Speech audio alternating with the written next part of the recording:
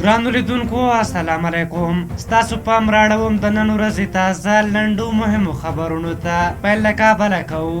د کابل ښار د څلورمې ناحیې په چاودنه کې د جمعیت اصلاح ټولنې د مرکزي دفتر رئیس ډاکټر محمد عاطف په ګډون 2 کسان شهیدان او 2 نور ټپیان شوي. ولسي جرګه د ولسي جرګې غړو د میر رحمان رحماني څرګندونو ته سخت غبرګون ښودلی او وایي چې د نوموړي څرګندونې د جرګې د ټولو غړو استازولي هېڅکله نشي کولی. د ولسي جرګې رئیس وړمه ورځ د موقت حکومت پر ملاتړ څرګندونې کړې وې. دفاع وزارت د افغانستان د ملي دفاع وزارت مرستیال شاه محمود میاخیل ویلي طالبانو پر خپلو ژمنو هېڅ راز عمل نه دی کړی. د ده په وینا دغې ډلې نه تاوتریخوالی کم کړی دی، نه اوربند ته تیار شوي دي او نه یې هم په مذاکراتو کې پرمختګ ته لاره هواره کړې. میاخیل وایي همدې مسایلو ته په کتو ښایي طالبان د دې لامل شي چې په هېواد کې د بهرنیو سرتیرو حضور دوام وکړي.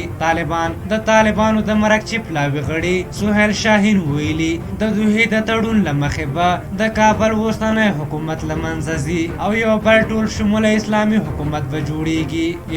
د ایران د بهرنیو چارو وزارت هغه خبرونه رد کړل چې ګنې ایران په افغانستان کې د ټول شموله حکومت غوښتنه کړې. د ایران د بهرنیو چارو وزارت ویاند وایي چې طالب پلاوي سره د لیدنې پر مهال د ټول شموله حکومت موضوع نه ده یاده شوې. د برېښنا شرکت وایي چې د 1400 کال تر پایه به د کابل د برېښنا ستونزه حل او برېښنا به 24 ساعته شي. دغه راز ویلي دي چې له دې وروسته به د برېښنا بیلونه میاشتني وي. حنیف اتمر د افغانستان د بهرنیو چارو وزیر حنیف اتمر له خپل ازبکستاني سیال عبدالعزیز کاملوف سره کتلي. بهرنیو چارو وزارت وایي لیدنه کې پر افغان سوله د دوه اړخیزو اړیکو پر پیاوړتیا او اقتصادي همکاریو خبرې شوې. مطیع الله تراب د پښتو انقلابي او بې جوړې شاعر مطیع الله تراب له ناروغۍ کړېږي، ځانګړې دعا ورته وکړئ.